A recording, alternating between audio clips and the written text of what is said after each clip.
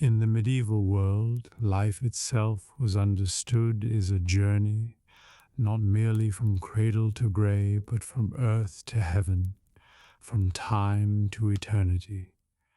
Every villager, every lord, every monk and pilgrim was seen as a traveler on the great road of the soul, walking slowly toward judgment and salvation. To live was to be on pilgrimage, even if one never left the narrow lanes of a single village. The people of that age saw signs of this journey everywhere. The church walls were painted with bright murals of heaven and hell, angels welcoming souls into radiant light, demons dragging the damned into fire. Children learned their first lessons beneath these images, staring at the painted roads that stretched upward to bliss or downward to despair.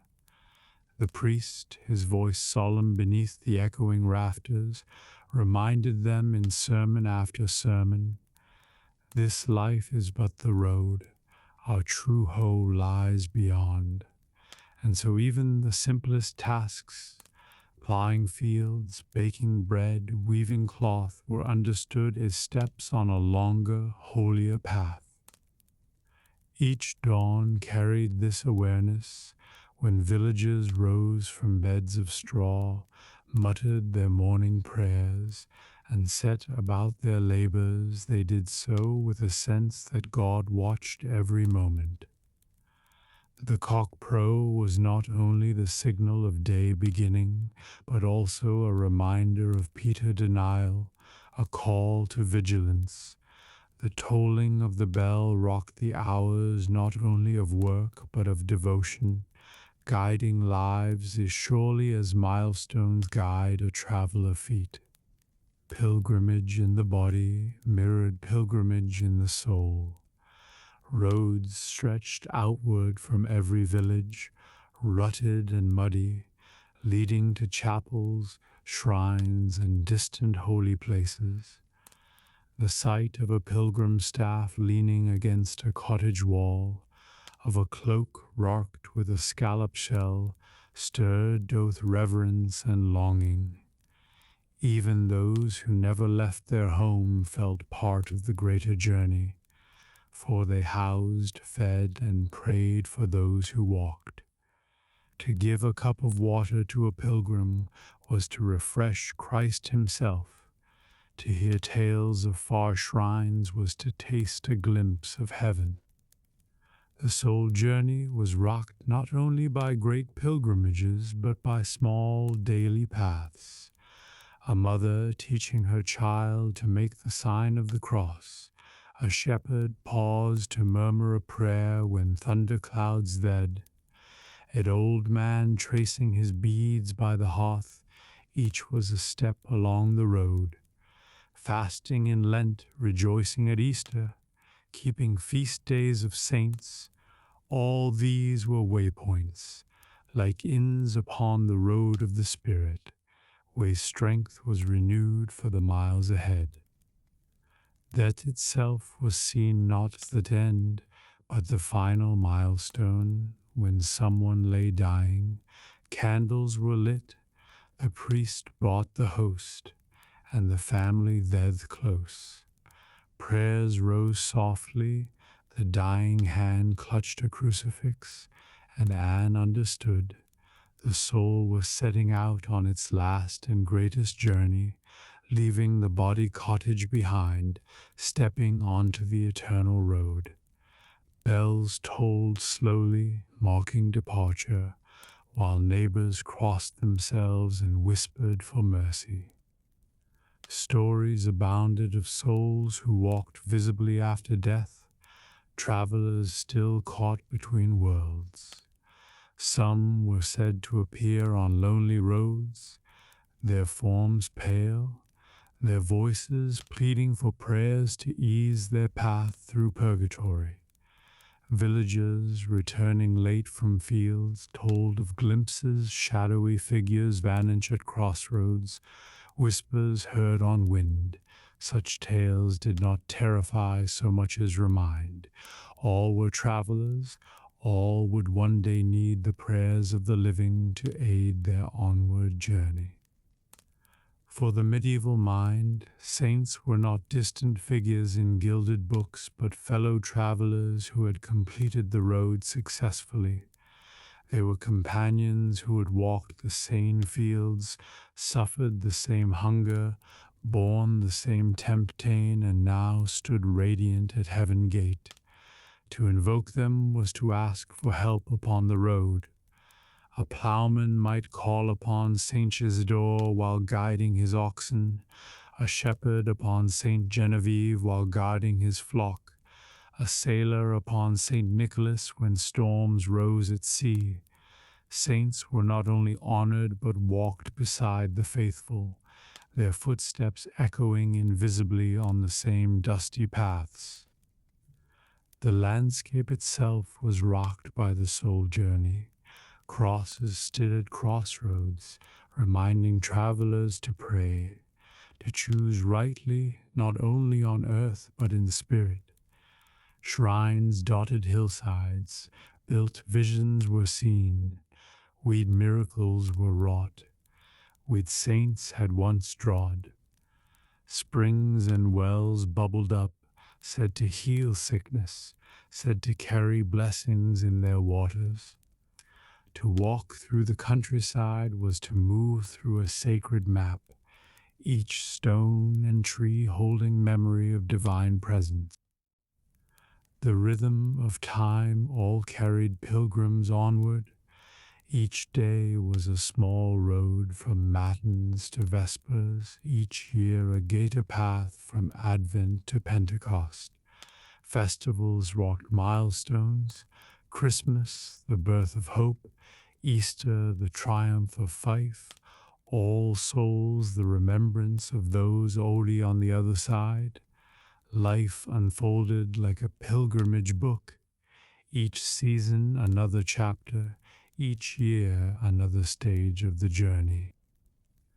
Even hardships were seen these part of the path. Hunger in winter, sickness in summer, toil in field and workshop, these were tests along the road, burdens borne for the sake of heaven reward. The pilgrim staff, heavy yet steadying, became symbol of a labor, the pilgrim cloak, weather wear yet sufficient, image of life itself. To suffer patiently was to walk faithfully, step by step, toward the light. In the evenings, when villagers gathered by hearth or tavern, the language of journey colored their songs and tales. Ballads told of pilgrims to Canterbury, to Compostela, to Rome, their adventures filled with dangers, wonders, and miraculous deliverance. Children listened, imagining long roads beneath foreign skies, seas crossed, mountains climbed, and even if they never left their village, in their hearts they too were pilgrims. Thus, the medieval soul lived always upon the road, whether in body or in spirit, whether to a shrine across seas or to the small church by the green. Life was understood as a passage, fleeting and fragile, yet full of signs pointing onward. Though the path was strewn with hunger, toil, and fear, it was also lit with hope, hope of saints walking beside, hope of miracles along the way, hope that at the end of the road, beyond death's shadow, a brighter country awaited. The journey of the spirit was no less real than the journey of the feet. Every step in field or lane was shadowed by steps of the soul, walking far forward, carrying each villager rich and poor, man and woman, child and elder, toward the great pilgrimage end, where mercy and glory were promised.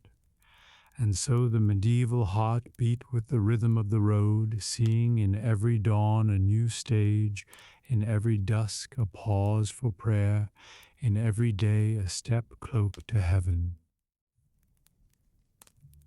Long before books were common, before most villagers would read, the stories of saints lived in memory and on the tongue.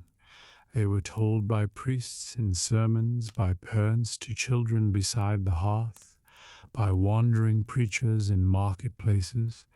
They were painted on church walls, carved in wood and stone, woven into song. Saints were not distant abstractions. They were companions, examples, guardians, and sometimes neighbors, for many villages claimed a saint of their own, whose bones lay in the parish church or whose well flowed just beyond the fields. The stories were wondrous, filled with marvels that stirred the imagination. Children sat wide-eyed, fathers or grandmothers told of St. George, who slew a dragon with his lance, rescuing maidid and villages from terror.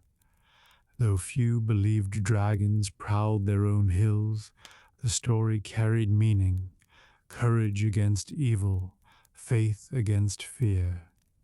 Minstrels sang of St. Christopher, the giant who carried Christ across a raging river without knowing who he bore upon his shoulders. Farmers prayed to him before crossing swollen streams, imagining his towering strength guarding them where they waded. Other tales were more humble, but no less powerful. The Nisses prayed so long in fields that angels came down to finish his work, guiding oxen while he knelt in devotion to weary peasants. This was a story of hope, that heaven honored their labor, that prayer and toil were not in conflict but in harmony. Women cherished tales of Saint Brigid, who shared butter and bread with the poor, her cloak spreading wide to shelter the needy. Her kindness became a model for generosity in kitchens and hearths. Martyrs were remembered most vividly. Stories of St. Agnes, Lawrence, Catherine of Alexandria told of young men and women who faced torment with calm, their eyes lifted to heaven, even if fire and sword consumed them. To hear of such faith stirred awe and trembling. If mere flesh and bone would endure so much, strengthened by God's hand, then surely the hardships of field and hunger would be borne and well. Priests spoke of their relics, bones and garments still carrying power, their lives shining lights across centuries. The saints were often depicted near, their presence woven into daily life. A farmer might tell his child that St. Nicholas watched over the oxen, that St. Martin, who shared his cloak with a beggar, watched over travelers, that St. Roch protected against plague. Children grew up feeling themselves surrounded by invisible companions, protectors unseen yet present. This sense of closeness shaped their imagination. The saints walked beside them in field, kitchen, and road, not far-off figures but friends who had once been flesh and blood. The stories carried lessons while their wonders. They taught generosity, patience, courage, humility. A tale of a saint forgiving enemy reminded villagers to seek peace. A tale of a saint healing a child stirred hope for their own sick ones. A tale of a saint punished for pride warned against arrogance. The line between story and sermon blurred, for tales taught much in the catechism, lodging truths in the heart through marvel and image. Feast days brought the stories into life. On St. John Day, fires blazed in fields, youths leaping flames in memory of the saint who heralded Christ. On St. Martin Day, children led processions with lanterns echoing his gift of light and charity. In these rituals, the stories became actions, not only words. Villagers lived the tales, embodying the saint's virtues in dance, song, and feast. Sometimes the stories were local, passed from neighbor to neighbor, carried on lips rather than parchment. A farmer might swear that his grandfather had seen a saint appear in vision, warning of storm or plague. A shepherd might tell of a miraculous healing at a nearby shrine, a spring where the blind regained sight, the lame their steps. These tales carried less grandeur than those of famous martyrs, yet they held equal power for villagers, for they touched their own lives, their own soil. At night, in the glow of hearths, children begged for more tales before bed. Grandmothers spoke of St. Margaret, swallowed by a dragon but bursting forth unharmed, her cross brake the beast. Boys grip wooden toy swords, dreaming of dragons slain. Girls whispered prayers for courage like hers. Laughter and awe mingled with drowsiness, and sleep came with visions of saints walking nearby, shining yet familiar. Even skeptics, those who doubted dragons or questioned visions, felt the pull of the stories, for whether true or embroidered, they gave shape to faith, weaving the unseen into the seen. They reminded all that life was not only toil and hunger, but also wonder and grace, that heaven touched earth not only in sacraments, but in tales told by firelight. Thus the saints lived on in story, companions to all who listened. Their lives became maps for the soul journey, showing courage in trial, generosity in need, patience in pain, joy in service.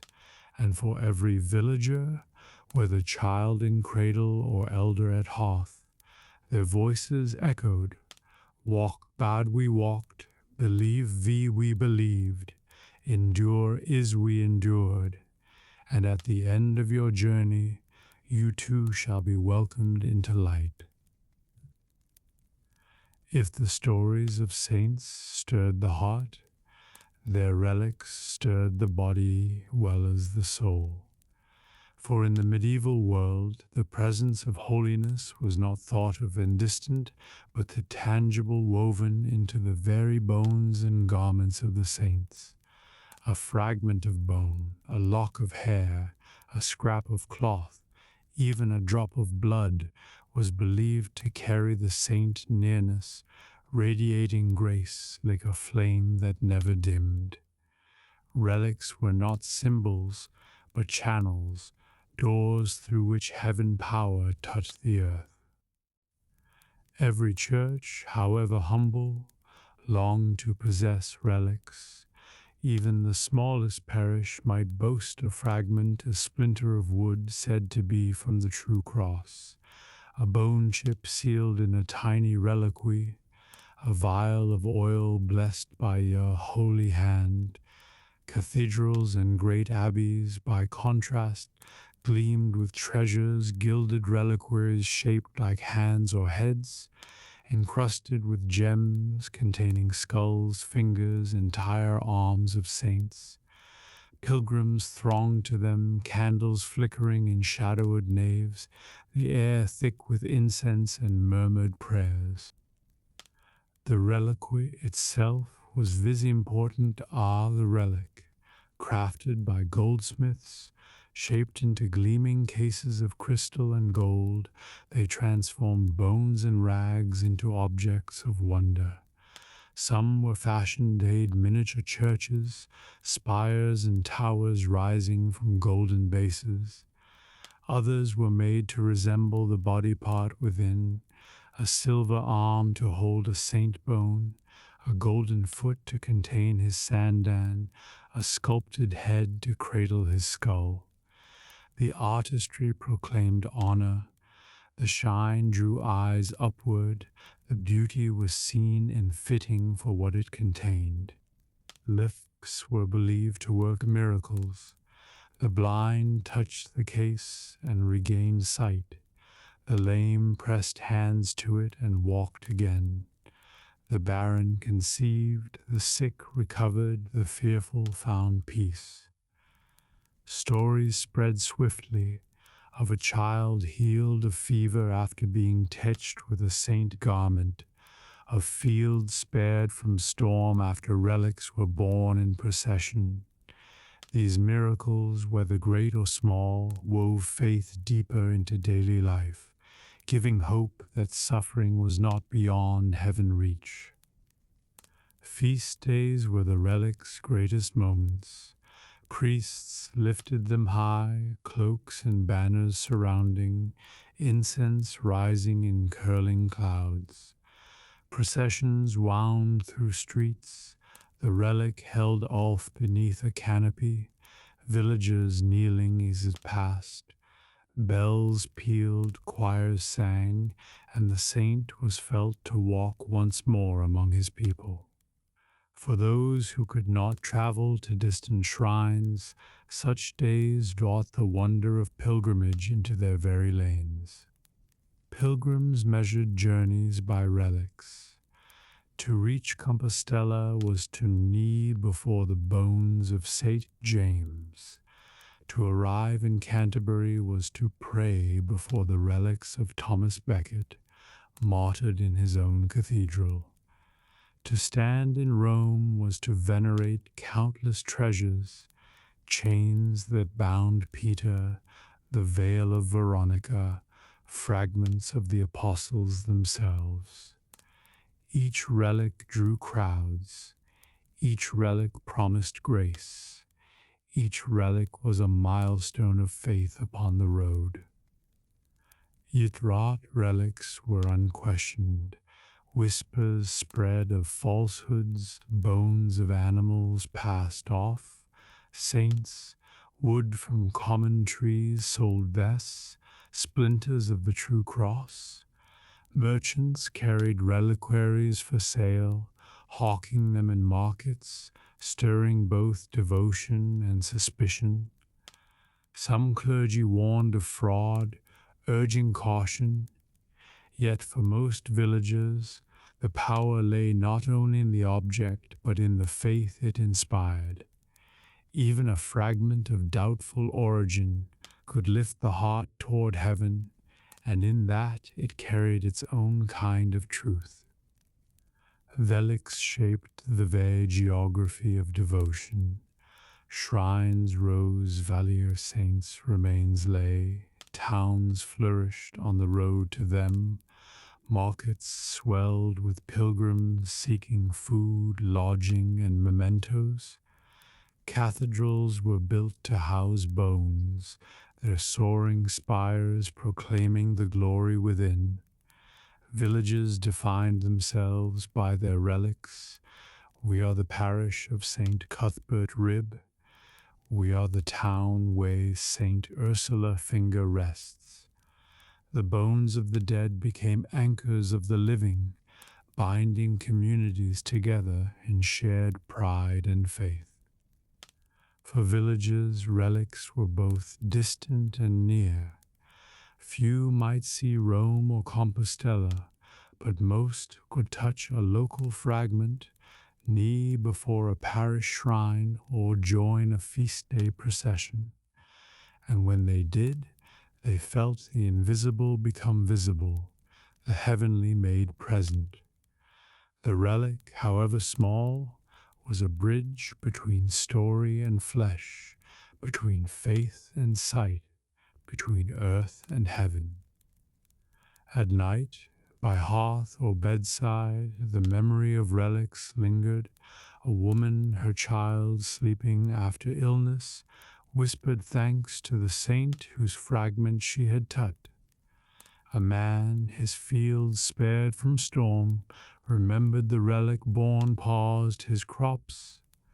Children, recalling the glittering reliquary lifted high, dreamed of saints radiant and near.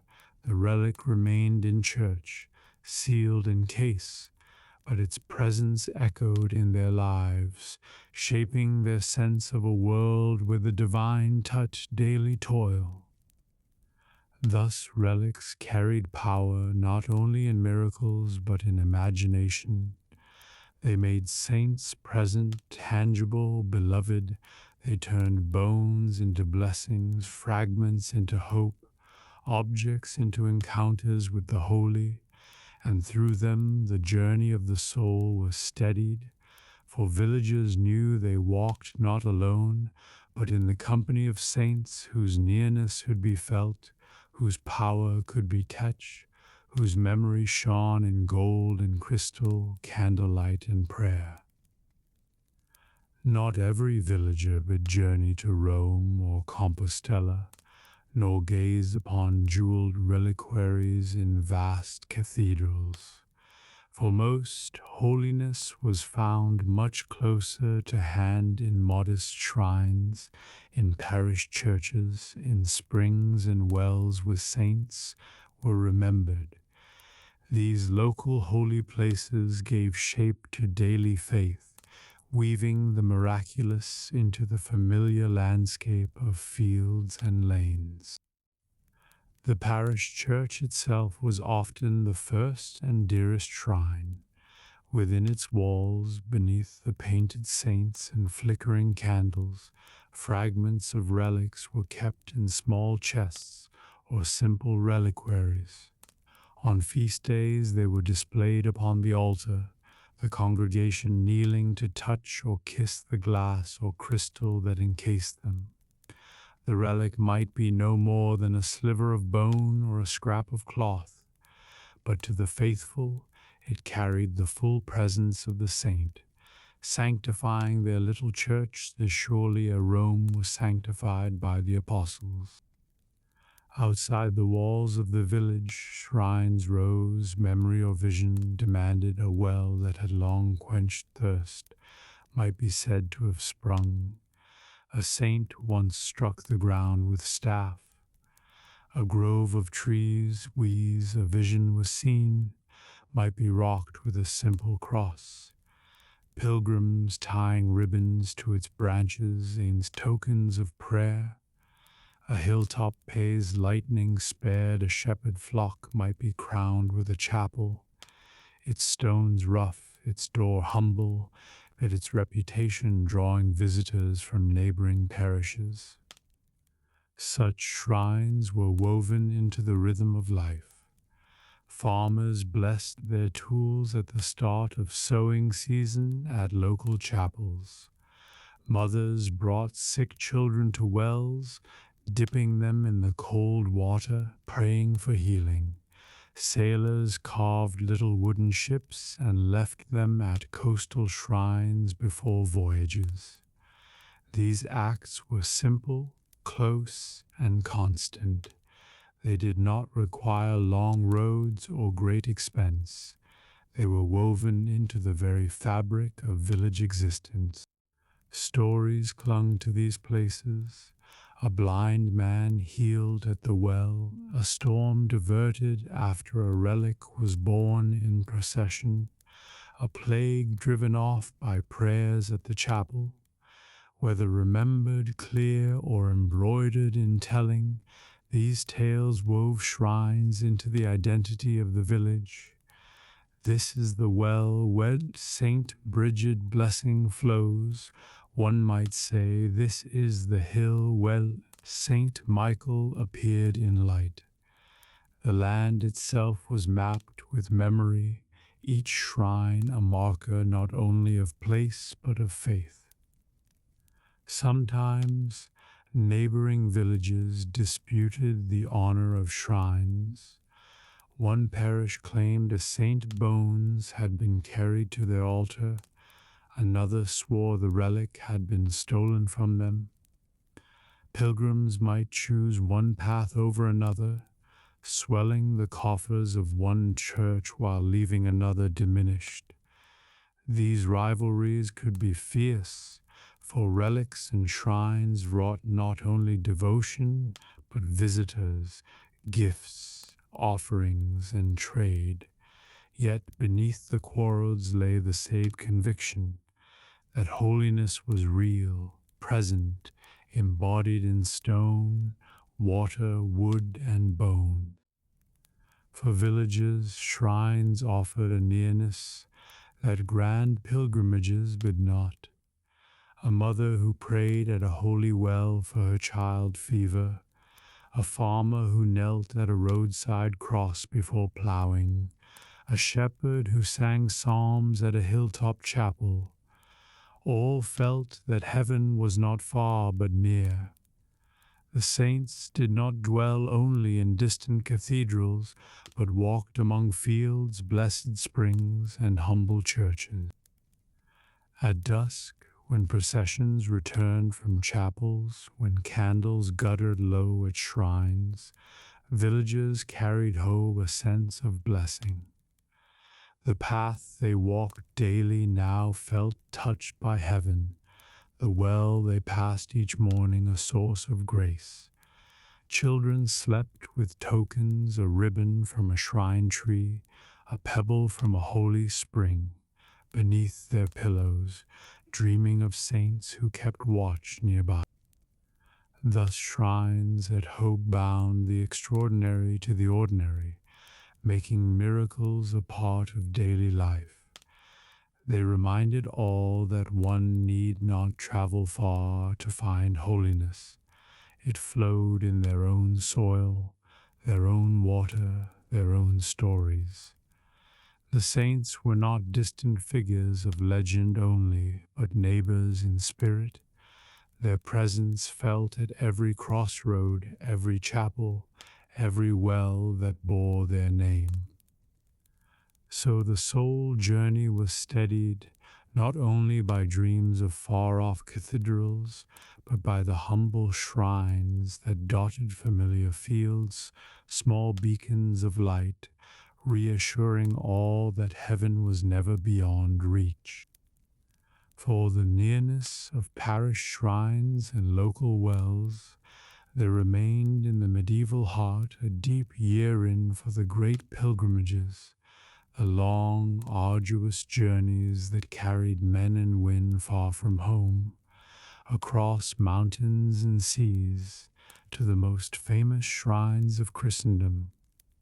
To speak of Compostela, Canterbury, Rome, or Jerusalem was to stir both awe and longing, for these were not merely places on a map, but sacred milestones in the soul journey.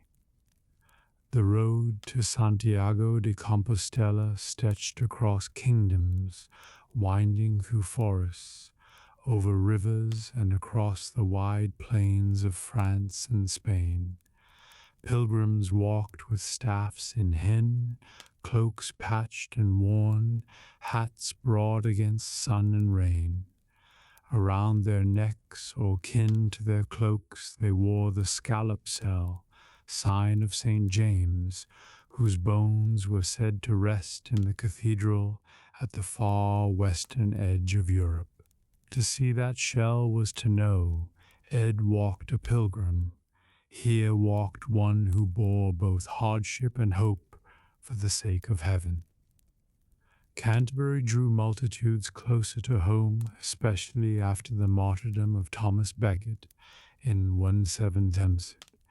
His blood, shed in the very cathedral wheat he had resisted royal power, was said to work miracles of healing. From every shire of England, men and women walked the roads that led to his shrine. Inns swelled with their number, churches along the way displayed relics to encourage them, and tales of Becket courage spread as widely than the echoes of bells. To kneel at his tomb, to touch the cold stone weighed miracles were reported, was to feel the closeness of both suffering and grace. Rome, seat of the apostles Peter and Paul, was the heart of the faith. Pilgrims who reached it marveled at churches vast and ancient, filled with relics beyond counting, chains said to have bound Peter, the veil of Veronica, altars raised above apostolic graves. The city itself was an overwhelming shrine, its streets lined with memories of martyrs, its basilicas filled with pilgrims from every land. To be in Rome was to stand at the center of Christendom, to feel part of a communion that stretched across kingdoms and languages. Jerusalem was the farthest and most perilous pilgrimage, yet also the most desired to walk the Christ had walked. To kneel when he had died and risen was for many the highest dream of devotion. Crusades and wars often made the journey dangerous, but still pilgrims ventured by sea or land, enduring storms, robbers, hunger, and exhaustion. Those who returned brought tales of olive groves, desert heat, and the glittering dome of the Holy Sepulchre. They carried palm branches as tokens, their faces weather by sun, their eyes rocked by awe. To have been a pilgrim to Jerusalem was to be forever changed, one's soul stamped with the memory of walking in the very footsteps of Christ. The journey itself was as important as the destination. Pilgrims endured hunger, slept in barns or beneath hedges, begged alms from strangers, shared bread with companions met upon the road. They sang psalms as they walked, told tales by campfires, prayed in chapels along the way. Their hardships became penance, their laughter became prayer, their endurance became offering. To stumble along muddy roads, blister feet bleeding, was to share in Christ's suffering. To press on despite weariness was to prove devotion. Every pilgrim returned with stories of kindness from strangers, of danger on mountain passes, of miraculous escapes from wolves or thieves, of meeting nobles and beggars alike, all bound on the same road, all wearing shells or badges, all equal in the fellowship of pilgrimage. These tales were told and retold in taverns, in cottages, by hearths, until even those who had never left their village felt they too had walked the road. Pilgrimage left marks not only on pilgrims, but on the land itself. Roads grew wider, inns multiplied, bridges were built to ease travelers' passage. Monasteries rose along routes, offering bread and beds for weary feet. Markets thrived where pilgrims passed, selling staffs, cloaks, candles, and badges. Whole economies bent toward the flow of devotion, the steady tide of men and women moving toward shrines. For villages to see a neighbor depart on pilgrimage was a moment of awe. The pilgrim received blessing at church, staff placed in hand, wallets slung over shoulder. Neighbors gave coins or bread, offered prayers for safe return.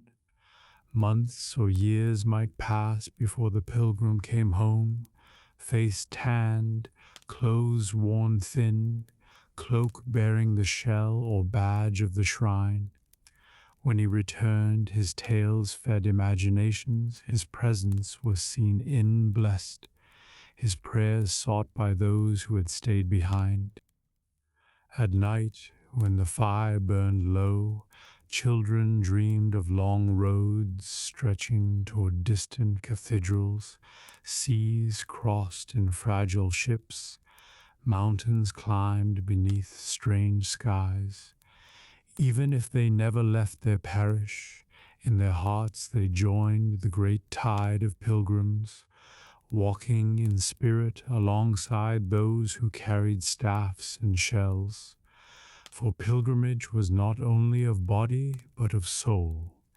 And in hearing the stories, villagers felt their own journey enlarged, their own lives woven into the vast road of Christendom. Thus the great pilgrimages stood, beacons drawing hearts outward, binding distant lands together in shared devotion. They were journeys of hardship and joy, of community and solitude, of body and spirit. And though few could make them, all shared in their meaning. For to walk to Compostela, Canterbury, Rome, or Jerusalem was to walk the soul road made visible, a journey of faith that mirrored the greater pilgrimage of life itself. Every pilgrimage ended not only with memories, but with tokens, small, tangible proofs that the long road had been walked, that the shrine had been reached, that the saint blessing was carried home.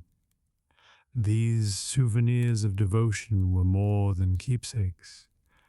They were badges of honor, signs of identity, and objects believed to hold real spiritual power.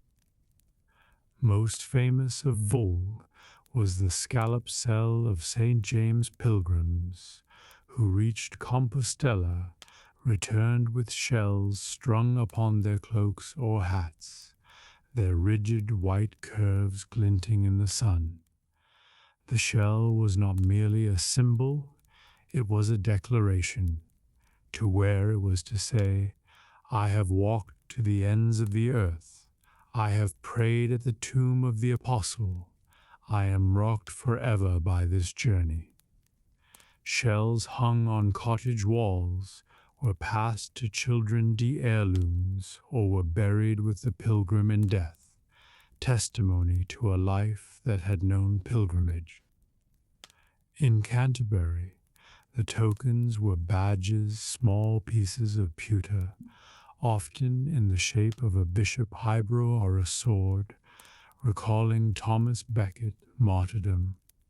These badges, kin to hats or cloaks, gleamed in markets and taverns, marking their wearers their pilgrims who had knelt at the saint's shrine.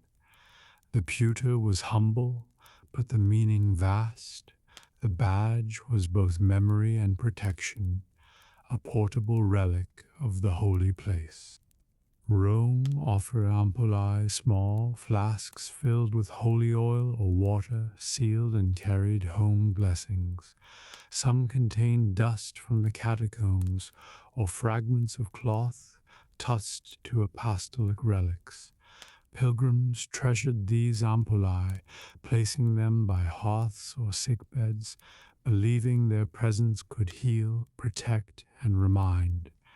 When travelers told tales of Rome, they often held the little flasks aloft, showing not only that they had been, but that they had brought a portion of holiness home. Jerusalem gave palms. Pilgrims returning from the holy city carried branches, sometimes dried and woven into crosses, sometimes pressed into books or hung above doors. To carry a palm was to carry proof of having walked in Christ's footsteps. Even decades later, when the palm had faded to brittle brown, it remained a symbol of triumph, of devotion completed, of faith tested by long roads and deserts. These tokens were displayed proudly. In villages, pilgrims wore their badges to church, shells to market, palms on feast days. Children traced their fingers over them, wide-eyed, imagining distant lands. Neighbors asked to touch them, to see them closely, if the blessing might pass from hand to hand. Sometimes tokens were pressed to the sick, held against wounds, hung above cradles. They were not merely memories, but vessels of grace, extensions of the shrine itself. Markets thrived on pilgrimage trade.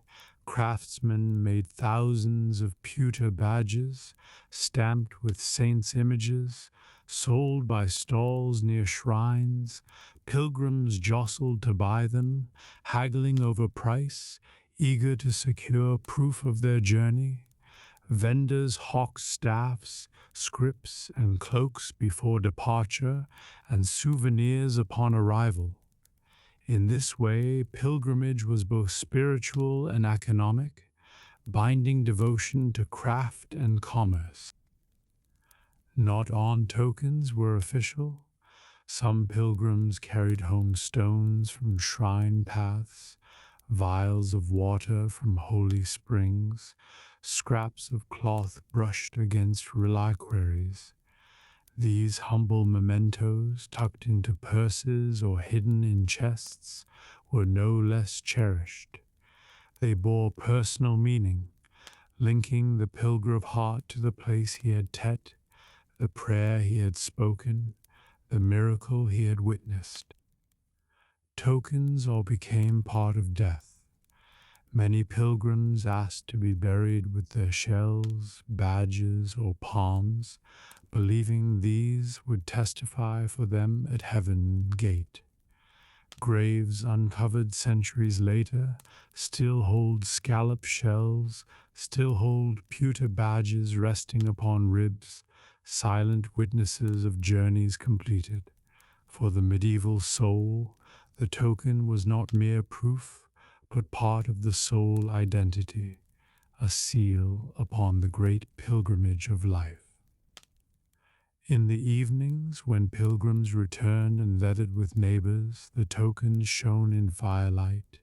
A man held up his badge, telling of miracles at Canterbury.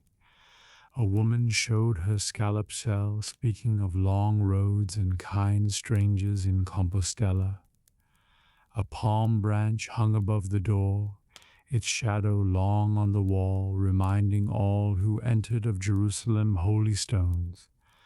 The tokens were small, but their stories were vast, stretching from cottage hearths to distant cathedrals. Thus pilgrim tokens were more than souvenirs. They were signs of devotion, shields of protection, proofs of endurance, and vessels of grace. They tied the humble villager to the great roads of Christendom, linking local lives to distant shrines.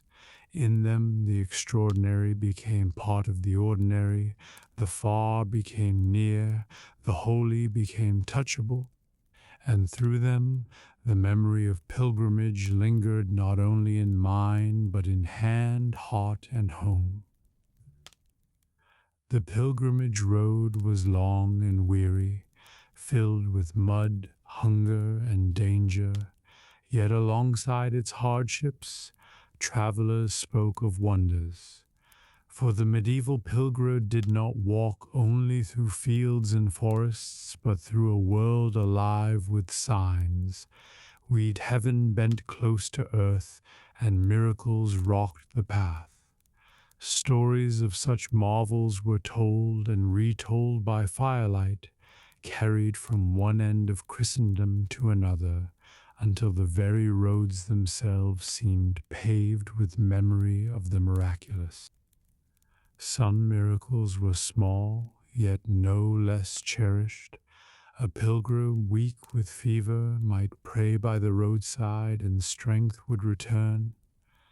Another, lost in the woods, might see a sudden light or hear a bell guiding him back to the path. A mother, weeping for her child's sickness, might lay the little one in her cloak at a chapel altar, and by morning the child breath would come easy again. These were not recorded in grand chronicles, yet they lived in the hearts of those who witnessed them, carried home's tales of grace. Other wonders were greater, Remembered by many, pilgrims told of storms stilled when relics were raised high. Ships battered by waves were said to have been steadied after prayers to Saint Nicholas. Wolves that threatened travelers melted away at the sign of the cross. In the high passes of mountains, when snow blinded and cold bit deep, Oz swore that saints appeared, leading them to safety, then vanishing into light. Whether true or embroidered, these stories gave courage to all who walked after, believing they too might be saved in their hour of need. Along the road, shrines multiplied by miracles were said to have occurred. A spring that gushed suddenly when a pilgrim prayed for water, a tree that bent its branches low to shield travelers from rain, a chow built once a blind man regained sight, its walls filled with crutches, staffs, and tokens left by the healed. These places became part of the great journey, drawing pilgrims to pause, to kneel, to add their own prayers to the countless whispered there. Pilgrims themselves sometimes became instruments of miracles. A man returning from Compostela might touch his shell to the sick, and healing was reported. A woman who had bathed in a holy spring might wash her child wounds with its water, and they closed swiftly. These tokens were believed to carry not only memory, but power, extending the shrine grace into homes far away. In this way, the miracles of the road rippled outward, blessing villages that had never seen the shrine itself. The road also carried stories of visions. Pilgrims spoke of saints appearing in dreams, offering comfort or warning. Some dreamed of Thomas Becket, beckoning them onward with calm eyes. Others saw the Virgin Mary, radiant, guiding them across rivers or through shadowed woods. These visions, whether born of exhaustion, hunger, or true divine gift, were taken to signs of nearness, proof that the saints walked with them.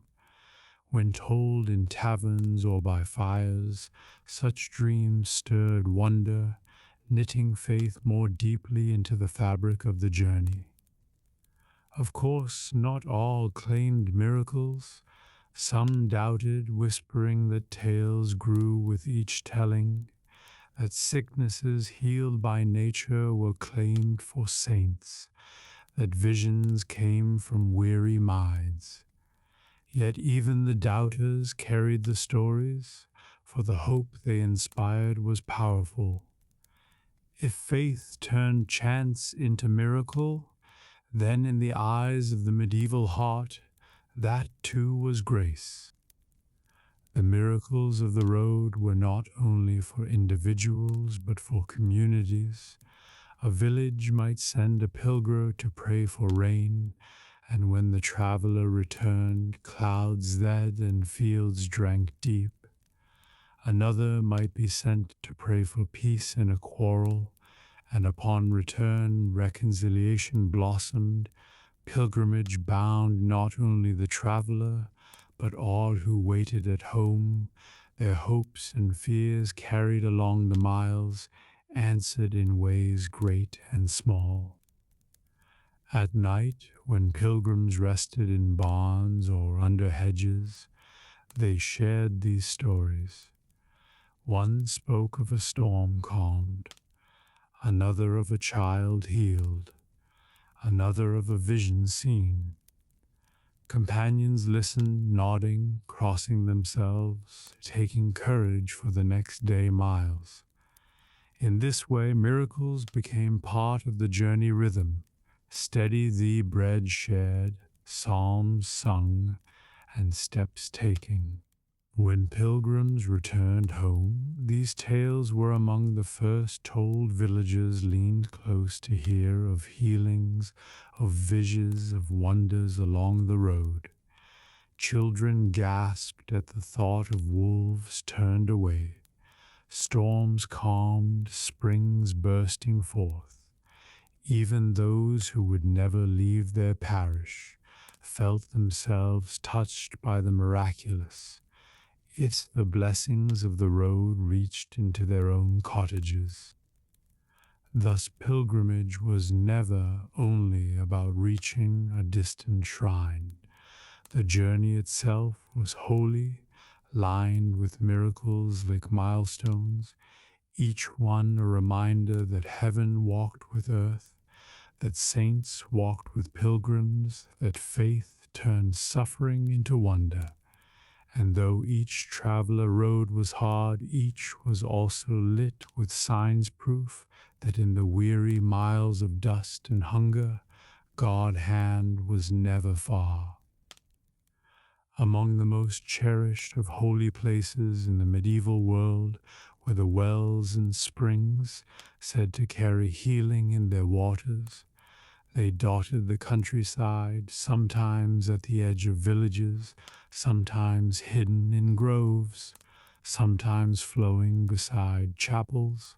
Pilgrims and villagers alike sought them out, carrying sick children, weary limbs, or troubled hearts, believing that in the cool depth of the waters lay the touch of heaven. The wells were often linked to saints. A spring might be said to have gushed forth where Bridget laid her staff, or where Saint Winifred knelt after martyrdom, or where a saint relic had been carried in procession. Their stories lived in local memory, passed from grandparents to children, spoken with reverence. Villagers told how waters turned clear after prayer, how a spring rose in a field where once no water flowed, how the earth itself seemed to respond to holiness by offering its hidden streams. The rituals were simple yet profound. Pilgrims knelt, cup hands drank deeply, mothers dipped their infants, whispering prayers that fevers would rake, that limbs would grow strong. The lame washed feet, the blind bathed eyes, the weary lay against stones worn smooth by countless bodies. Candles were lit, ribbons tied to nearby trees, coins dropped into water-these offerings. The well became both shrine and altar, a place where human frailty met divine generosity.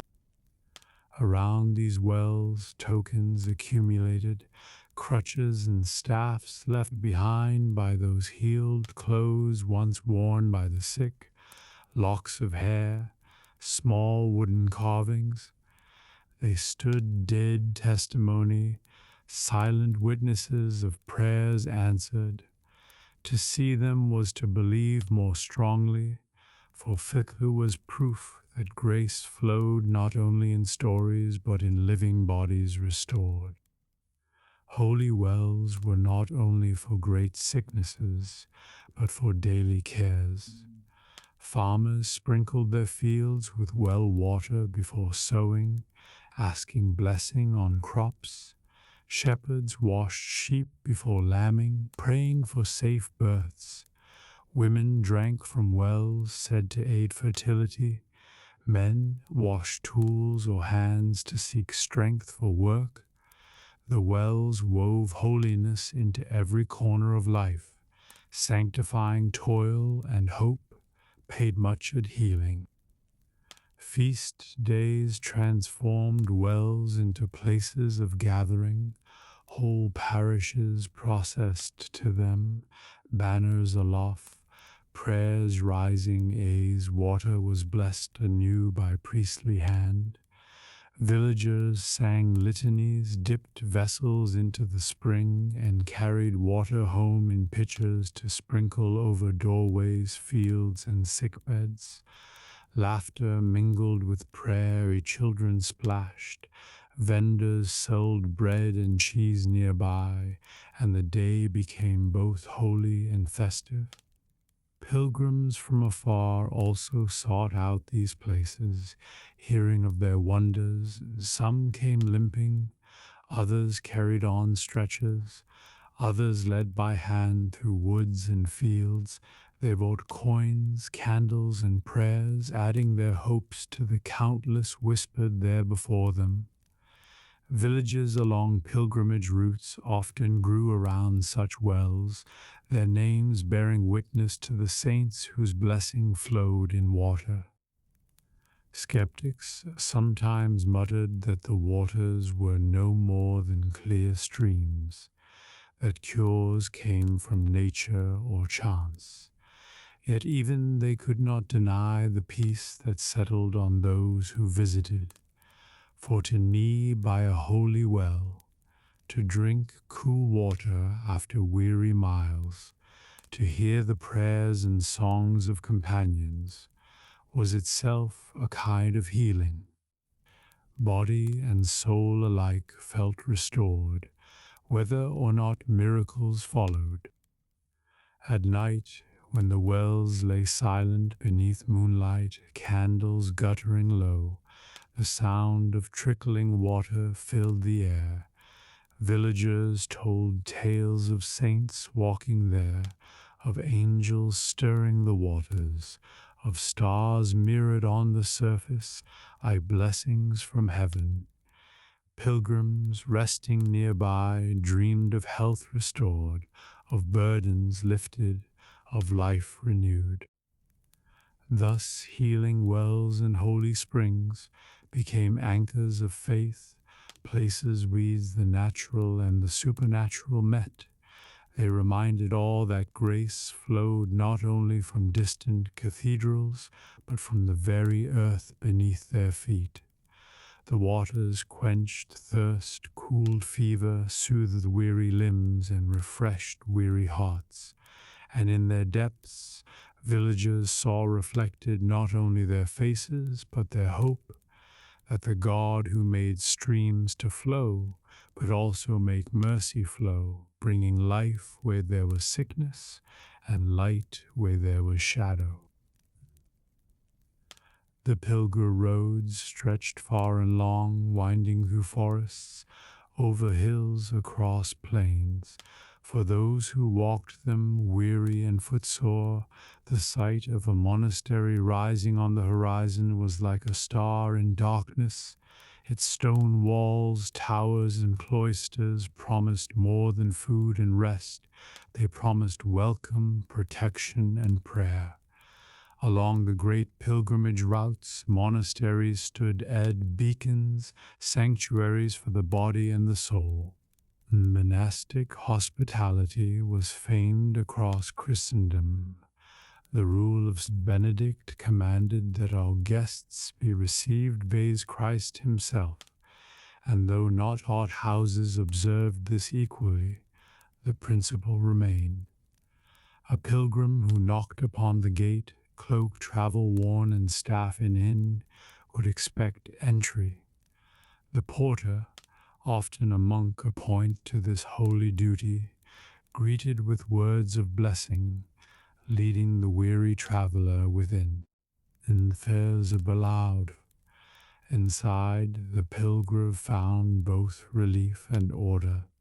In the guest hall, bread was laid upon long tables, bowls of pottage steaming, jugs of ale or water set beside. Beds of straw or wooden pallets awaited, clean compared to barns or hedgerows. For those sick or injured, the infirmary tended wounds, washing feet, binding blisters, offering herbs and ointments. It was said that men pilgrims' feet, cracked and bleeding from the road, found their first true healing in monastery cloisters. But the greatest gift was prayer, to rise in the night to the sound of monks chanting matins, their voices echoing through vaulted stone, was to feel carried by heaven itself. Pilgrims sat in darkened choirs, listening ease psalms rolled like waves, the rhythm of devotion steady and sure.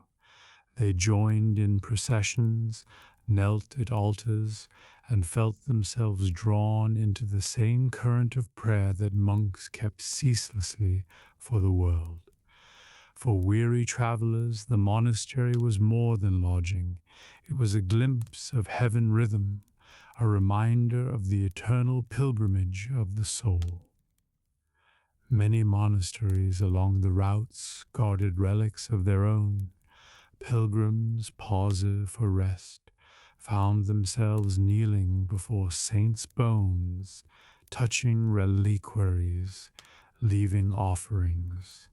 Some monasteries grew famous for their treasures, drawing pilgrims in such number that inns and villages sprang up nearby. Cluny, Vézelay, Monte Cassino, all became not merely way stations, but destinations in themselves, sanctuaries filled with wonder and grace. The rhythm of monastic life, os pilgrims. They rose at dawn with the bell, shared in mass, ate meals in silence broken only by the reader voice. They watched monks labor in garns, in kitchens, in scriptoria, their lives awed such by prayer, by work. For pilgrims accustomed to the noise and chaos of roads and markets, the calm of cloister courtyards, the steady drip of fountains, the gentle hum of bees in herb garden felt like balm for body and spirit. Not all experiences were equally gentle. Some monasteries, burdened by poverty or wary of robbers, offered only meager fare, hard beds, and swift dismissal. Others demanded small offerings for hospitality. Yet even these were more welcome than the cold of fields or the fear of thieves on lonely roads. To sleep within stone walls, to wake to the toll of bells instead of the howl of wolves, was safety beyond measure. For pilgrims, the memory of monasteries lingered long after the journey end. They spoke of the bread given freely, the kindness of infamaras, the chanting in candlelit choirs. They told of relics touched, of visions seen in cloisters, of saints felt close in prayer. These memories softened the hardships of roads, reminding all who listened that God houses still stood then sanctuaries in a harsh world. Livages too felt the blessing of monasteries. Many a pilgrim carried news of abbeys back home, speaking of their generosity, their order, their beauty. Children grew up dreaming of cloisters filled with chanting monks, of refectories where bread never failed, of gardens where healing herbs grew in abundance. The monastery became not only a resting place for travelers, but an image of heaven peace, shaping imaginations far from its walls. At night, when pilgrims lay in dormitories beneath rafters, listening to the steady breathing of monks and fellow travelers, they felt a peace rare upon the road. The cloister bell might toll softly, the wind hum through stone arches, the stars glimmer faintly through narrow windows. In that stillness, pilgrims slept deeply, their bodies mended, their souls steadied, ready once more for the miles that awaited them. Thus monasteries stood that sanctuaries upon the road, houses of bread, houses of prayer, houses of peace. They reminded pilgrims that though the road was long and harsh, There were other along the way, places where Christ was seen and welcome, where saints were felt in relics, where the weary were strengthened for the journey yet to come. If the long road to distant shrines carried pilgrims across kingdoms, feast days and processions brought pilgrimage into the heart of the village itself. For on saints' days, when relics were lifted high and banners unfurled, the ordinary lanes and greens of home became holy roads. Villagers walked together not to Compostela or Rome, but in a circle of their own fields and streets, carrying their saints with them, weaving sacred journeys into the rhythm of their daily lives. The preparations began days before. Garlands of flowers were led from meadows, ribbons dyed and woven, candles poured, banners mended, children practiced hymns, their voices high and clear. The church itself was swept and scrubbed, floors strewn with rushes, altars dressed in white cloth, relics were polished, their reliquaries gleaming in the dim light of the nave. The very air seemed to thrum with anticipation, a mixture of festivity and devotion. When the day arrived, bells rang early, echoing across fields. Villagers left their work undone, gathering in their best clothes before the church. Priests in vestments, deacons with candles, boys swinging censers heavy with incense, these led the way. Behind them, the relic was carried beneath a canopy, borne aloft by chosen men, banners snapped in the wind, painted images of saints glowing in sunlight. The whole village followed, men and women, children skipping, the elderly leaning on staffs. The procession wound through streets and fields, stopping at crosses, wells, and barns. Prayers were said for crops, for animals, for homes. Hymns rose and fell, their rhythm steady at footsteps. Neighbors glanced at one another, knowing that in this moment all were united lords and peasants, men and women, young and old, walking together pilgrims in their own land. Sometimes the procession carried relics far beyond the parish. In times of drought, bones of saints were borne into fields, raised toward heaven. Priests prayed for rain. In times of plague, relics were carried around village boundaries, the procession forming a sacred shield. Stories spread of storms diverted, of sickness lifted, of peace restored after such acts. Whether miracle or coincidence, the people believed, and their belief gave them courage in fearful times. Feast days were not solemn only, they were also joyful.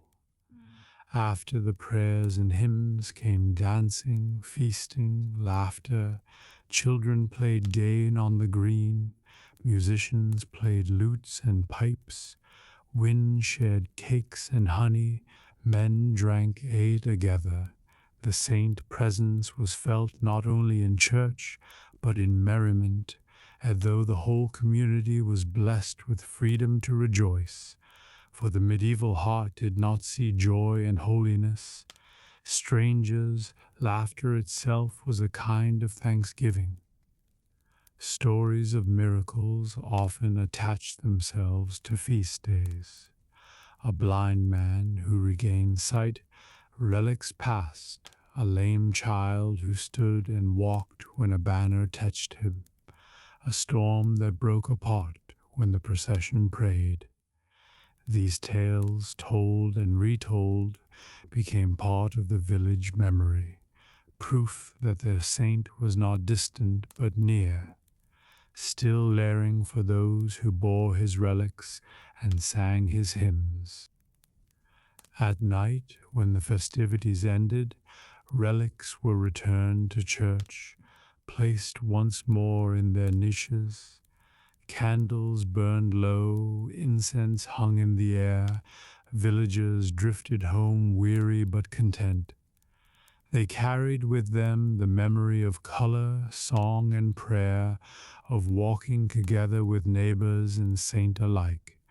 The roads of their village seemed changed, though the procession had left behind invisible traces of grace upon the very stones.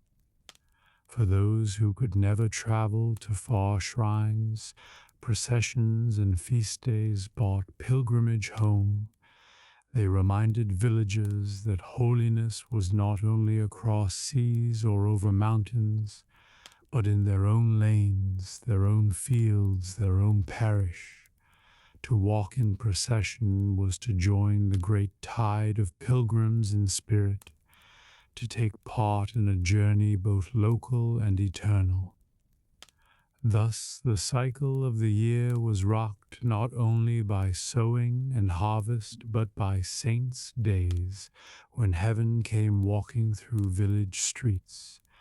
The banners might be folded, the relics hidden once more, but the memory lingered, steadying the soul for the months ahead. For each feast day was a reminder.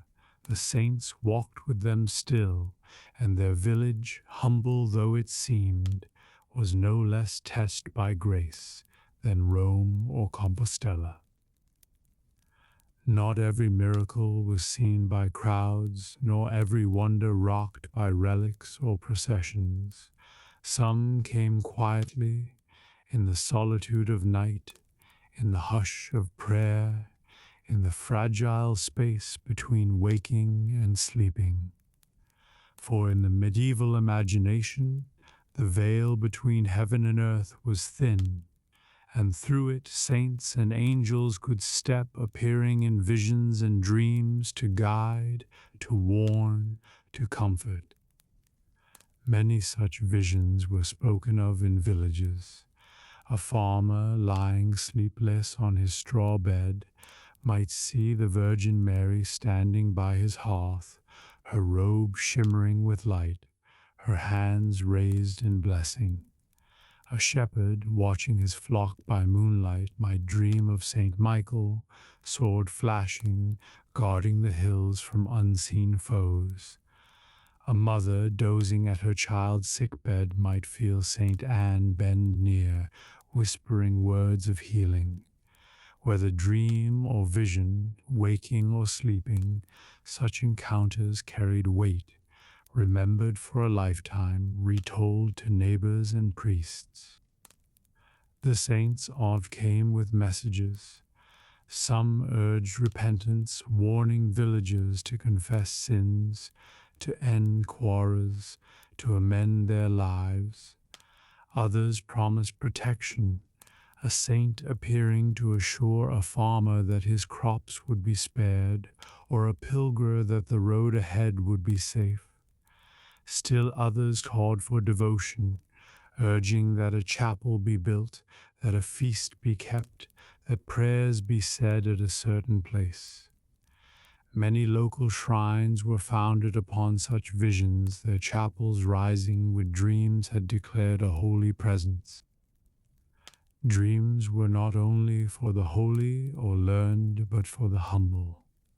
Children spoke of saints who comforted them in the night.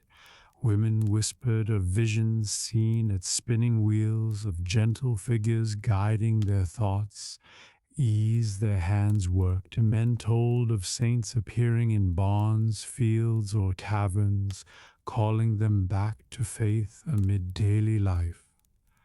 These visions reminded all that holiness was not far or reserved, but near and present, entering the lives of common folk as much as kings or bishops. The visions all came in times of fear. In seasons of plague, saw angels moving silently through streets, carrying swords of fire, sparing in houses, striking others. In years of famine, villagers dreamed of saints carrying bread or sheaves of grain, urging patience, promising relief. In war, soldiers swore they saw holy figures on battlefields, radiant forms turning arrows aside or leading charges. These tales spread swiftly, strengthening hearts, reminding all that they were not abandoned even in their darkest hours. There I, and more as I, are the sun something. Clump I gone through lights. The story was guttural trouble, abundant down by midstream mind lady. Gone old as we. Evil legs must run or really when you wake. The last of bite the car while or this. At the A.R.I. of crafting in this was there. Like the yarn, roar and the masters. I've seen expense make guide be died off in my jazz. Function that's my guide. The telling of visions became part of communal life. At hearths, elders recounted dreams of saints seen in their youth. At markets, pilgrims shared tales of visions on roads. Priests repeated stories and sermons, weaving them into lessons of faith. Children listened wide-eyed, learning that saints might appear even to them, that heaven was always near, always watching, always ready to speak. Visions all inspired art, murals painted saints with radiant faces, echoing descriptions from dreams. Stained glass windows showed the Virgin appearing to peasants or angels guiding pilgrims. Statues wrote the places where his visions were seen, so that memory became stone and light, shaping worship for generations. At night, when villagers lay upon straw beds, the possibility of visions lent a strange weight to sleep. Dreams were not mere wanderings of the mind, but spaces whence heaven might touch the soul.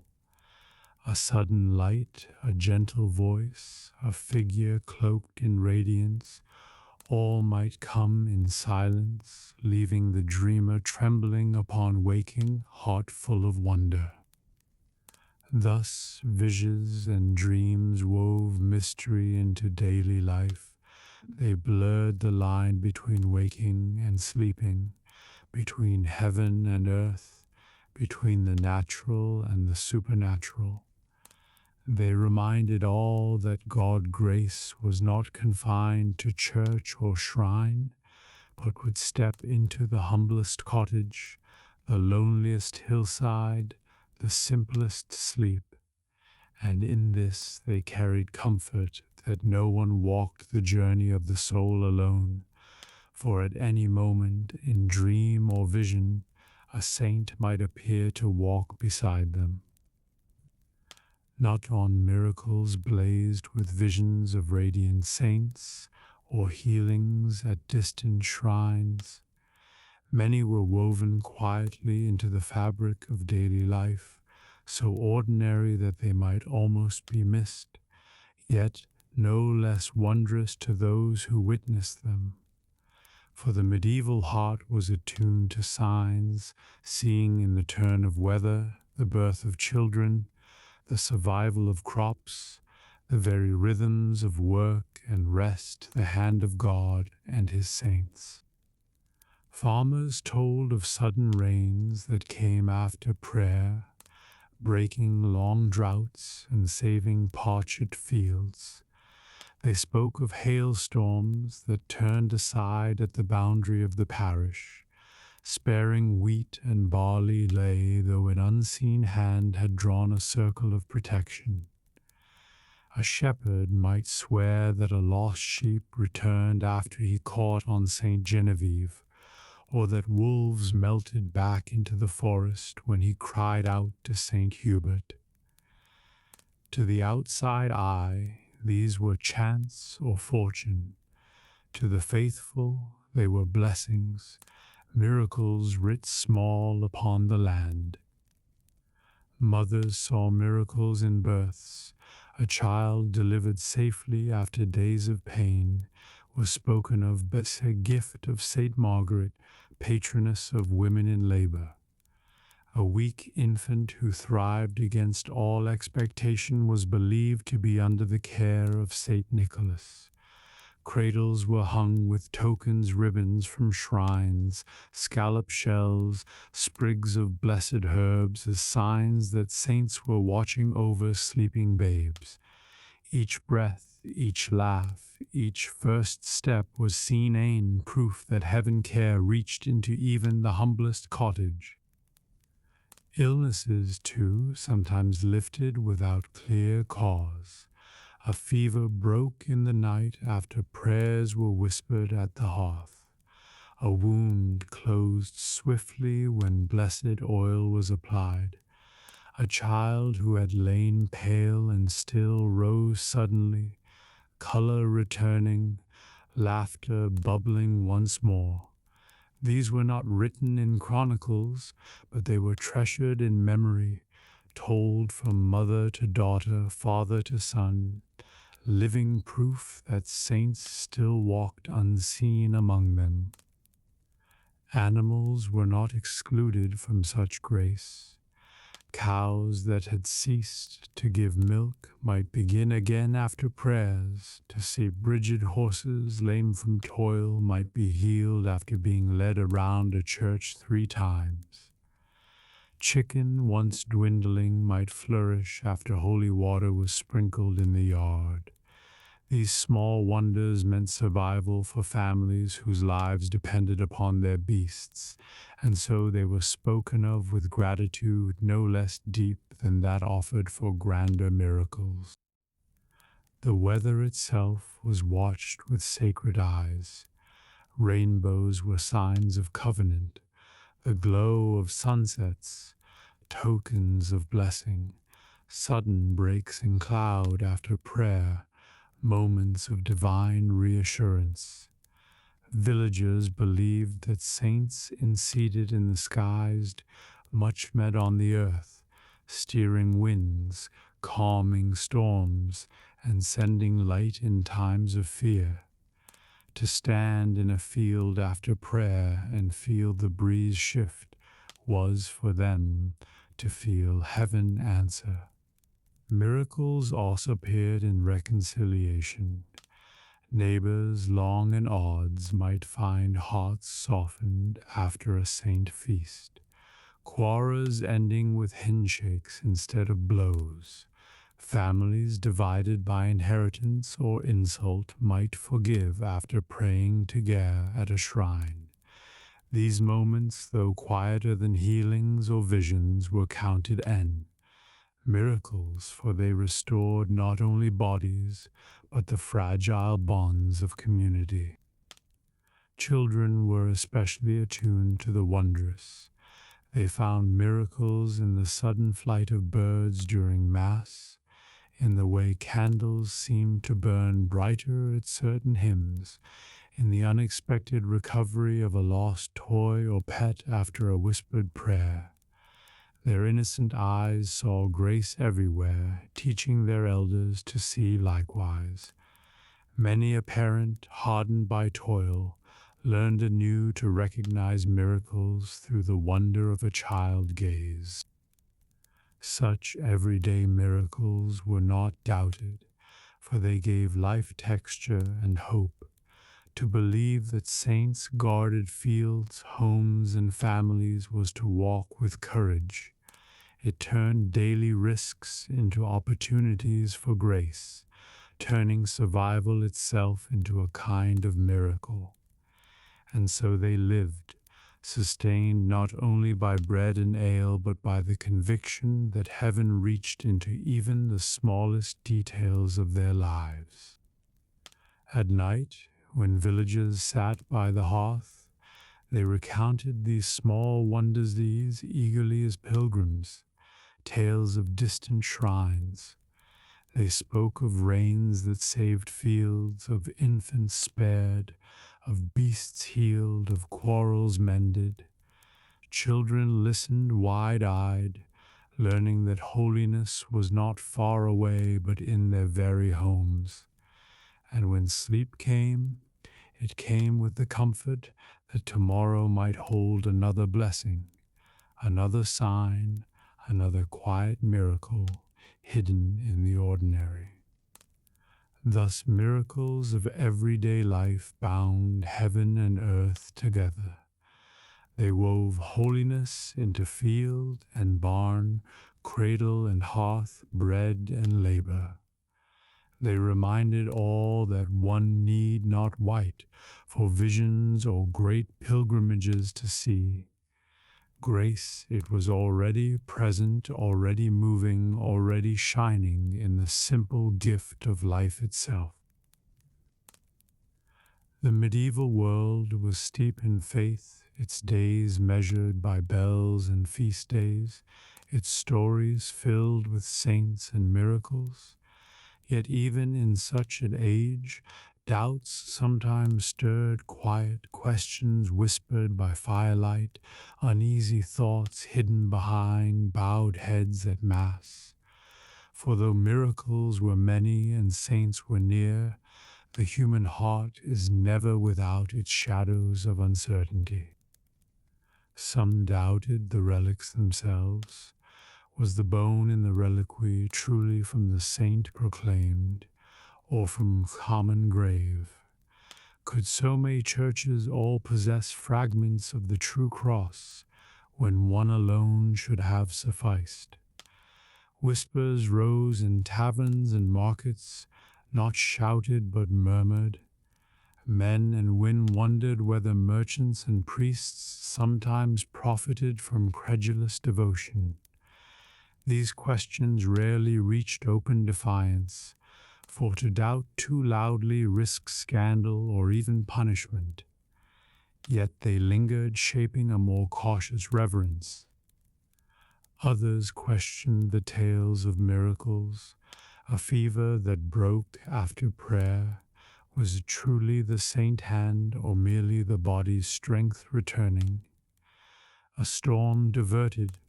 Was it prayer or the natural shift of winds? A child healed at a well, was it grace? Or chance villagers who asked such things did so softly, for they feared not only censure but their own hearts. Yet the questions came, born from the same weariness and realism that came from hard toil in field and home. Priests and preachers knew of these doubts and sought to guide them. They urged that faith was not about measuring proof, but about trusting God's nearness. Miracles, they said, were signs for the faithful, not arguments for the skeptical. To believe was itself a grace, a gift that opened the soul to receive blessing. To doubt was human, but to surrender doubt to prayer was holy. In sermons, they reminded their flocks that Thomas himself had doubted until he touched Christ's wounds, that he was not cast aside but welcomed with mercy. For many, faith and doubt lived side by side. A mother might whisper suspicion when a neighbor healing seemed exaggerated, yet still pray with tears for her own child recovery. A farmer might scoff at tales of visions, yet still carry a scallop shell with reverence. Doubt did not always weaken faith. Sometimes it sharpened it, turning simple trust into deeper reflection, pressing the heart to cling more firmly to what it chose to believe. There were also those who leaned toward disbelief more strongly. Some mocked relics, calling them trinkets. Some laughed at stories of saints appearing in dreams.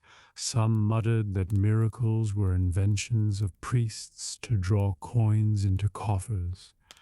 These voices were rare in the village, for public scorn brought danger, but they grew louder in towns and courts, especially among those more educated. Scholars debated, clerics argued, councils investigated. Faith endured, but not without struggle. Yet for most villagers the balance was simple. Doubt might whisper, but faith spoke louder. They had little choice, for in a world of hunger, disease, and war, hope was necessary. To believe that saints watched over them, that holy water healed, that relics protected, was to find strength against despair. Doubt might gnaw, but it could not feed the hungry, heal the sick, or comfort the grieving. Faith could, and so faith prevailed. In a way, the very presence of doubt made belief stronger. To choose trust despite questions was to make faith an act of courage, not merely habit. Villagers knew their hearts wavered, yet still they knelt, still they lit candles, still they sang hymns. Their devotion was not blind but persevering, a pilgrimage of the spirit that walked through shadow way-led light. At night, when shadows lengthened and silence pressed upon cottages, doubts sometimes returned. Men stared into embers, wondering if the saints truly heard. Women rocked sick children, wondering if prayers would avail. Yet even then they prayed. They prayed because prayer itself was comfort, because to cry out to heaven was better than silence, because to believe was to hope, and to hope was to live. Thus the medieval world was not a place of unthinking certainty, but of faith lived amid questions. Miracles were cherished, relics revered, visions treasured, but doubt was never wholly absent.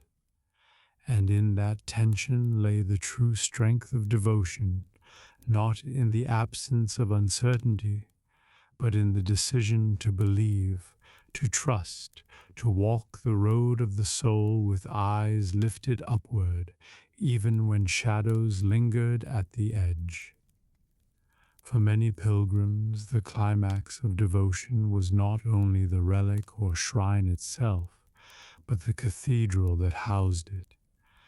These towering structures of stone rose above towns and fields like mountains of faith, their spires reaching toward heaven, their bells tolling across valleys, their stained glass windows spilling colored light into shadowed naves. To step within them was to step into another world, one where heaven seemed near, and earth burdens grew lighter.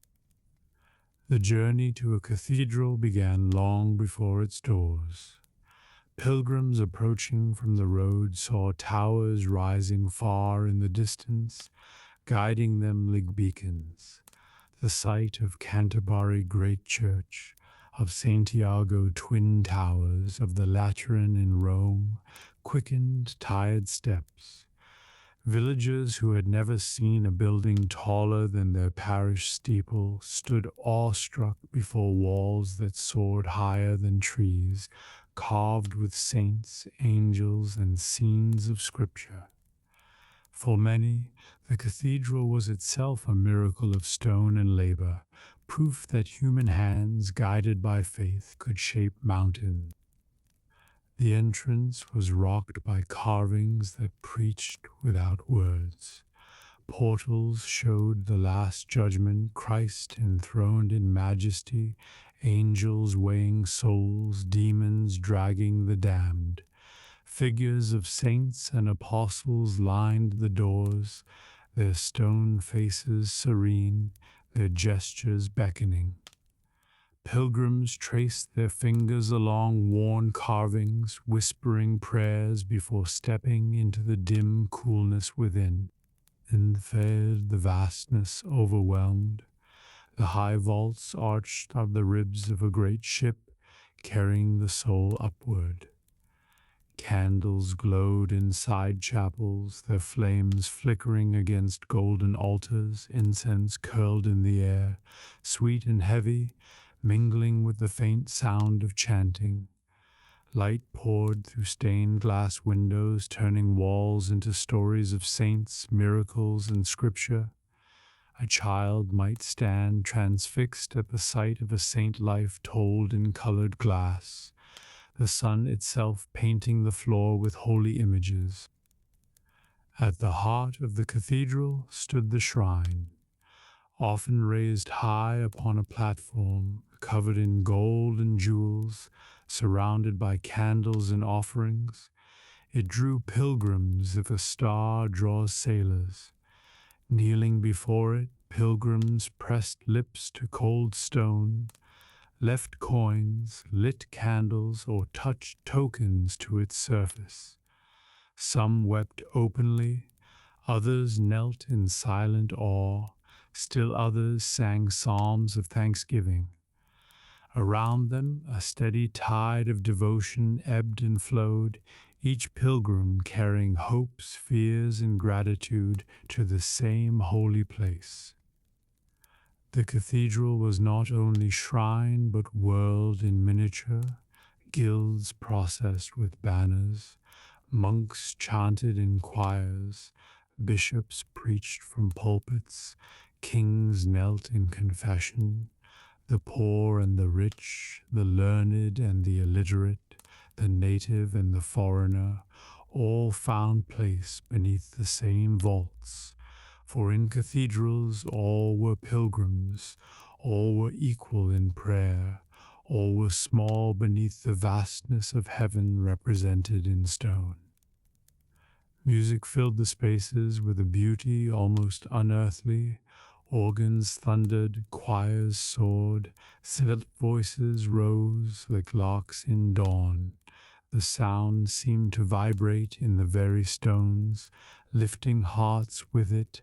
Pilgrims who had walked weeks in mud and silence now heard the harmony of heaven, and many felt tears rise unbidden. To sing within a cathedral was to feel oneself part of a chorus far greater, joined not only by those present, but by saints and angels unseen. The cathedrals themselves bore witness to generations, built across decades, even centuries.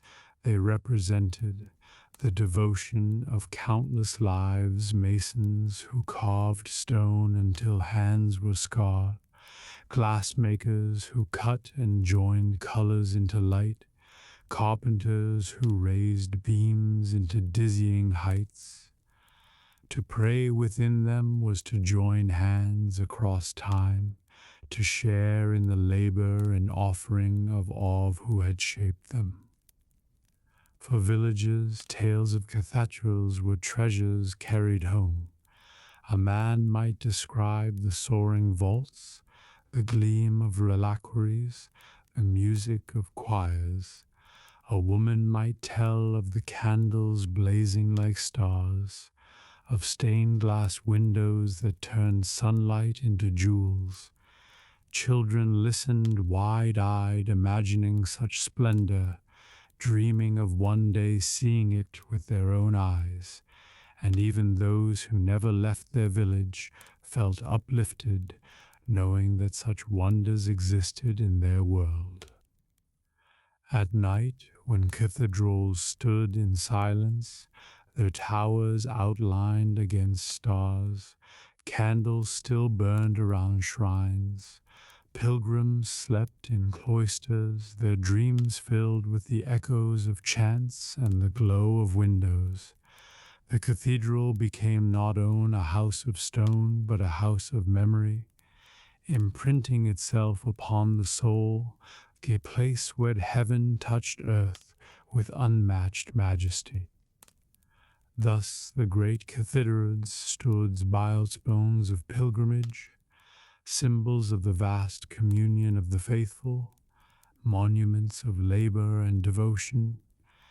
They were not merely buildings, but prayers in stone, songs in glass, offerings in gold.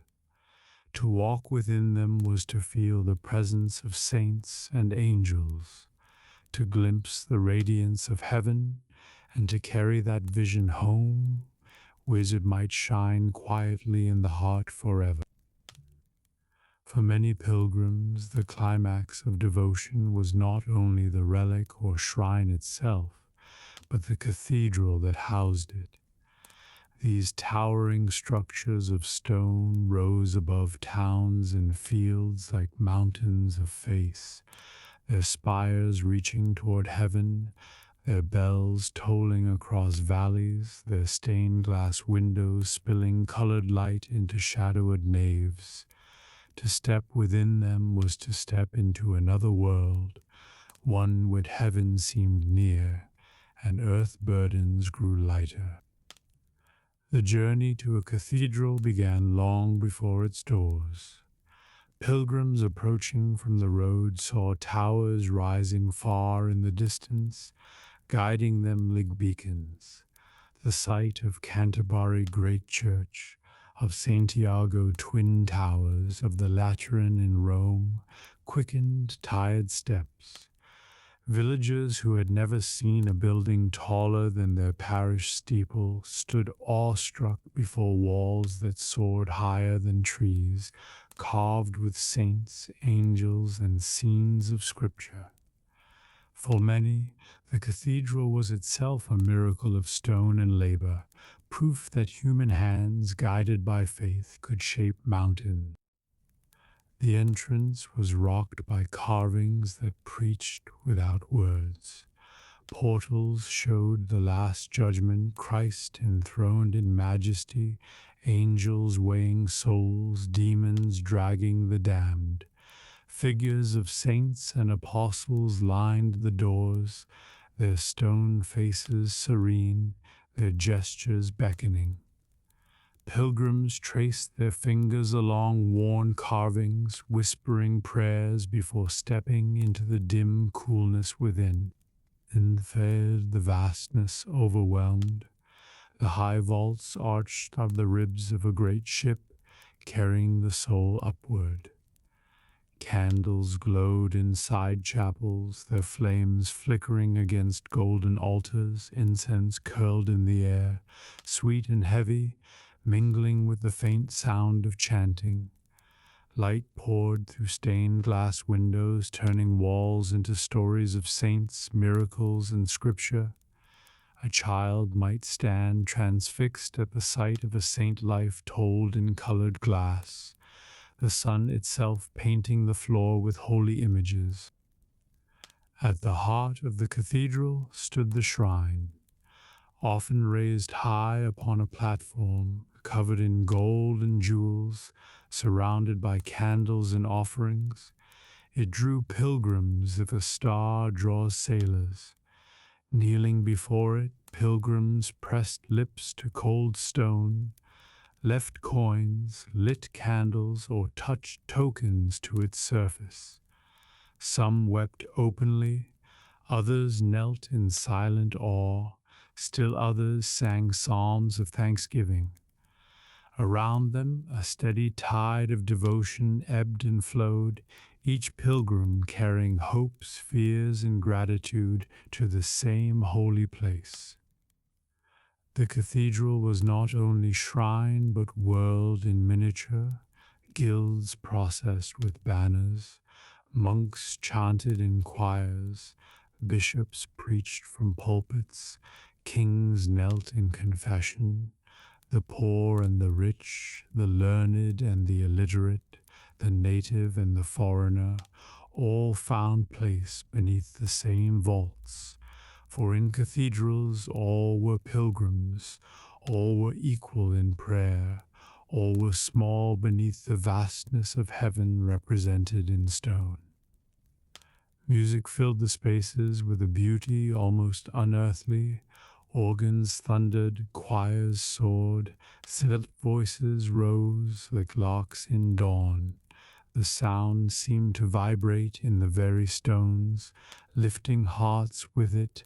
Pilgrims who had walked weeks in mud and silence now heard the harmony of heaven, and many felt tears rise unbidden. To sing within a cathedral was to feel oneself part of a chorus far greater, joined not only by those present, but by saints and angels unseen. The cathedrals themselves bore witness to generations, built across decades, even centuries. They represented the devotion of countless lives, masons who carved stone until hands were scarred, glassmakers who cut and joined colors into light, carpenters who raised beams into dizzying heights. To pray within them was to join hands across time, to share in the labor and offering of all who had shaped them. For villages, tales of cathedrals were treasures carried home. A man might describe the soaring vaults, the gleam of reliquaries, the music of choirs. A woman might tell of the candles blazing like stars, of stained glass windows that turned sunlight into jewels. Children listened wide-eyed, imagining such splendor, dreaming of one day seeing it with their own eyes. And even those who never left their village felt uplifted, knowing that such wonders existed in their world. At night, when cathedrals stood in silence, their towers outlined against stars, candles still burned around shrines. Pilgrims slept in cloisters, their dreams filled with the echoes of chants and the glow of windows. The cathedral became not only a house of stone, but a house of memory, imprinting itself upon the soul, a place where heaven touched earth with unmatched majesty. Thus the great cathedrals stood milestones of pilgrimage, symbols of the vast communion of the faithful, monuments of labor and devotion. They were not merely buildings, but prayers in stone, songs in glass, offerings in gold. To walk within them was to feel the presence of saints and angels, to glimpse the radiance of heaven, and to carry that vision home, where it might shine quietly in the heart forever. The pilgrim road was long, yet every road, whether to Compostela or to a village well, whether to Rome or only to the parish church, ended in rest. For the medieval heart understood that pilgrimage was not endless wandering, but a journey with pauses, haveth, and at last a final homecoming. And just shrines offered relief to weary feet, so too did prayer and memory offer rest to the spirit. After the feasts and processions ended, after relics were returned to their shrines, after the last candle flickered low in cathedral naves, villagers carried holiness back into their ordinary days. A scallop cell hung by the hearth, a vial of water from a spring placed on a shelf, a badge pinned to a cloak. All became quiet reminders of journeys made. Children traced their fingers over these tokens, asking again for the stories of the road, of the saints, of the miracles, and in the telling, the pilgrimage continued, stretching its blessing into generations yet unborn. Rest in the spirit did not mean an end to longing. Even those who had never left their parish felt the pull of holy places, the yearning to see relics, to touch shrines, to walk wheat saints had walked. Yet they found peace in knowing that holiness was already near, in the church bells, in the village well, in the cross at the roadside. Every lane, every field, every hearth would be a resting place of grace, if eyes were open to see it. The saints themselves were companions of rest. Their relics might rest in reliquaries, their bones unmoving beneath gilded cases, yet their presence was felt the living. Villagers spoke of them, bade neighbors, prayed to them, protectors, sang their hymns these, though calling on fens. To rest in their company was to know that the journey was shared, that heaven was not a far country, but a household already waiting with open doors. Night itself carried a sense of pilgrimage of end, as villagers lay down upon straw beds, their bodies weary from toil, they crossed themselves, whispered prayers, and commended their souls to God. Sleep was a little death, but also a little homecoming. A pause along the road with spirit found quiet shelter. Dreams filled with saints and visions made the night a resting place for the soul, preparing it for dawn journey onward. The greatest rest awaited beyond life's final mile. All believed that death was not a full stop, but a passage into the ultimate shrine. Graves were dug near churches, so that even in death, villagers lay within the sound of bells, the shadow of altars, the company of saints. Candles burned at vigils, prayers rose for souls in purgatory, helping them on their last pilgrimage. And in this belief, death itself was softened, not terror, but homecoming, not loss, but rest at last in the presence of God. The medieval heart found peace in knowing that every journey, whether long or short, pointed toward the same end. The pilgrim who returned from Compostela to his cottage, the mother who prayed at a village well, the child who dreamed of saints by firelight, all walked the same road in spirit. And in their resting they tasted already the promise of heaven, that one day all pilgrims would lay down their staffs, remove their dusty cloaks, and be welcomed into a house not built by hands, where light never faded and songs never ceased.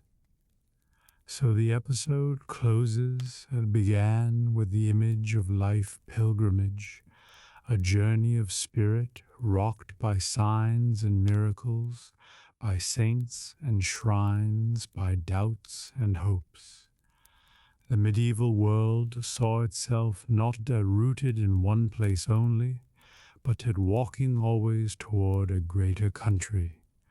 Along the way there were wells, chapels, processions, visions, and cathedrals, each a resting place, each a glimpse of what awaited at the end.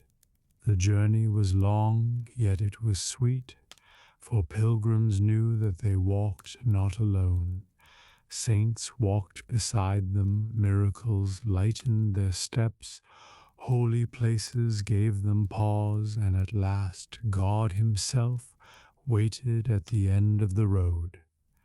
To rest in the Spirit was to know this truth, to feel it deep in the heart, to carry it into sleep like a lullaby, that every step, however weary, led not into darkness but into light.